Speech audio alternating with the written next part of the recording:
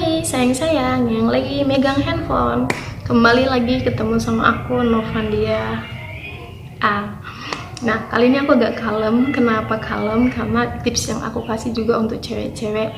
Jadi spesial untuk cewek. Jadi aku agak kalem karena aku tahu kalian pasti kalau aku centil, kalian pasti lebih centil dibandingkan aku. Jadi aku agak kalem sedikit.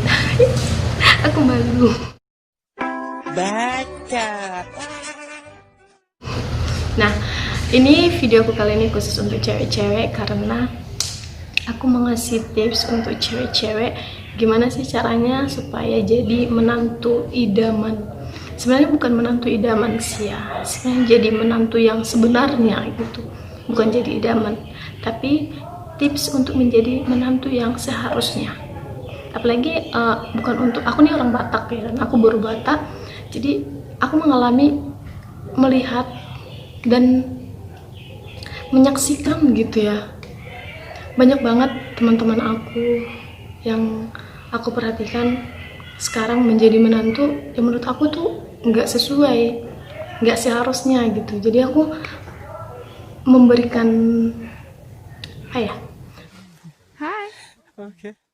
memberikan pengalaman, memberikan saran, tips-tips seharusnya itu jadi menantu itu gimana, buat untuk semua cewek ya, bukan untuk cewek Batak atau gimana, tapi untuk semua cewek seharusnya jadi menantu itu gimana.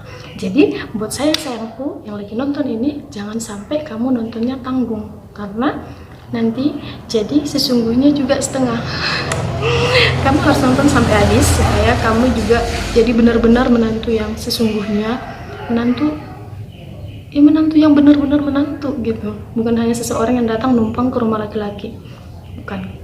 Atau mungkin selama ini kita merasa yang cewek-cewek jadi menantu, ya udah aku cuma nikah sama anaknya. Hello, nikah sama anaknya, mikir anaknya itu punya siapa, kan punya mamanya. Nah jadi itu dia. Jadi kalau kamu selama ini berpikir aku kan nikahnya sama anaknya bukan sama orang tuanya, kamu salah. Berarti kamu belum melakukan sesuatu yang memang dilakukan oleh apaan sih menantu yang seharusnya. Jadi jangan pernah berpikir seperti itu lagi. Oke, kita langsung aja. Tips pertama untuk menjadi menantu yang sesungguhnya adalah jadikan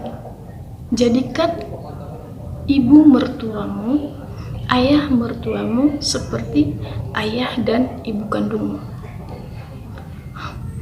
Jadikan ibu mertuamu itu sebagai ayah dan ibu kandungmu.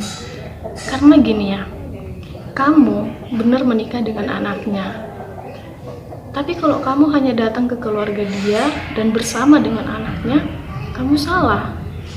Kamu harus melihat dia lahir di keluarga siapa.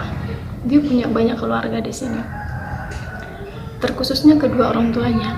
Jadi kalau kamu selama ini hanya menikah dengan anaknya, terus kamu mengabaikan orang tuanya, kamu salah.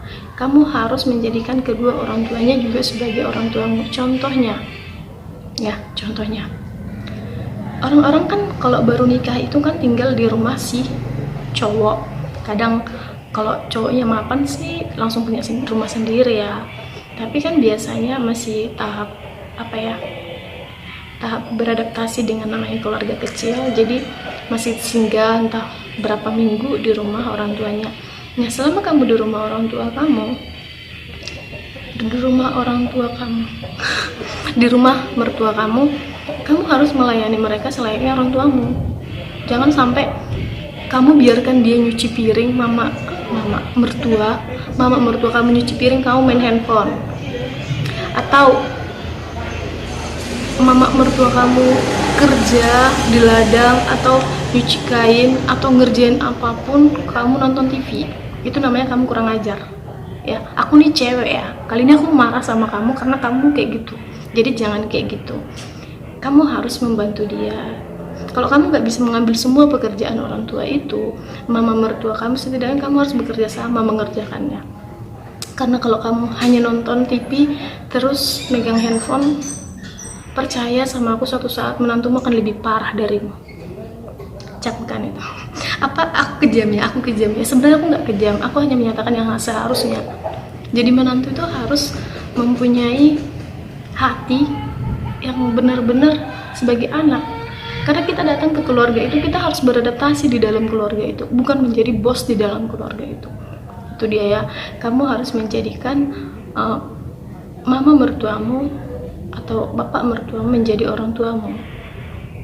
Memang seharusnya seperti itu, karena kalau enggak, keluargamu itu nggak akan harmonis. Gitu dia. Nah, kalau misalkan kayak yang tadi aku bilang, kamu hanya main handphone apa segala macam, segeralah pergi dari rumah itu, karena kamu akan menambah beban untuk mereka. Hati kan sakit. Kita bayangin aja, kita sebagai mertua, kita nyuci, kita ngapain, menantu kita nonton TV, main handphone. Pengen siram kan? Iya, pengen siram pakai mulut, tapi gimana? Mertua kita pasti tidak seburuk kamu, ya kan? Kamu, kita, tapi sebaiknya jangan dilakuinnya. Sebaiknya hal-hal yang negatif seperti itu jangan dilakuin. Nah, itu kan kalau misalkan kita tinggal di rumah itu. Terus gimana sebenarnya menantu yang tidak tinggal serumah dengan mertua? Kita punya handphone.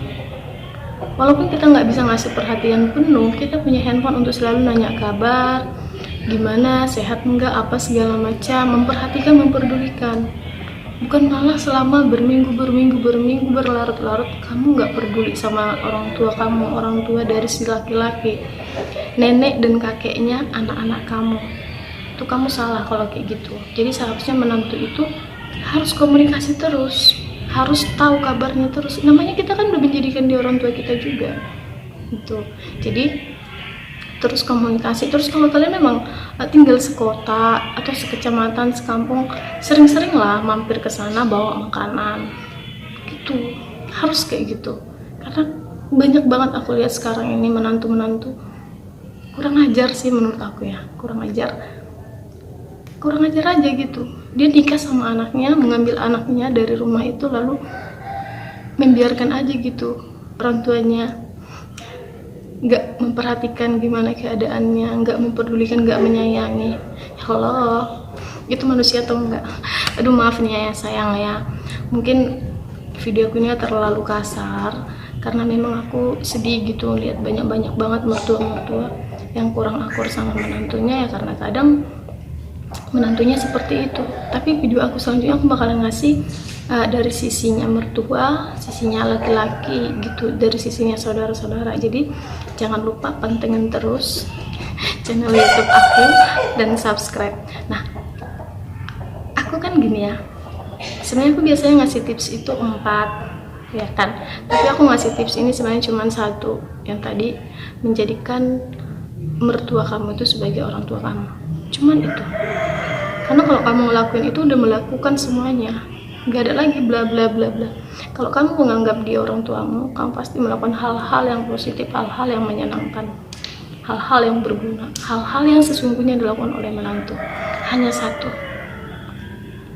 Jadi buat teman-teman aku yang cewek-cewek, jadilah menantu yang sesungguhnya. Jangan hanya punya cap sebagai menantu aja, tetapi tidak menjadi menantu yang sesungguhnya. Apalagi kalau sampai punya cap menantu, kurang ajar, terlalu. Oke, teman-teman semua yang sayang-sayangku, maaf kalau aku ada cakap-cakap kasar, tapi karena ini memang harus kita lakukan sebagai wanita, kita harus menjadi wanita menantu yang sesungguhnya. Jadi maaf banget kalau aku kasar, tapi ini adalah demi kebaikan kita. Jangan lupa subscribe ya, nanti aku bakalan ngasih tips juga jadi ibu mertua yang bagaimana yang sesungguhnya, jadi menantu laki-laki yang sesungguhnya, jadi keluarga sama saudara yang sesungguhnya. Jadi banyak banget tips-tips yang aku bakalan bagi sama kalian, karena inilah pengalaman-pengalaman yang diperlukan kan. Jadi jangan lupa subscribe dan tonton terus ya. Bye bye.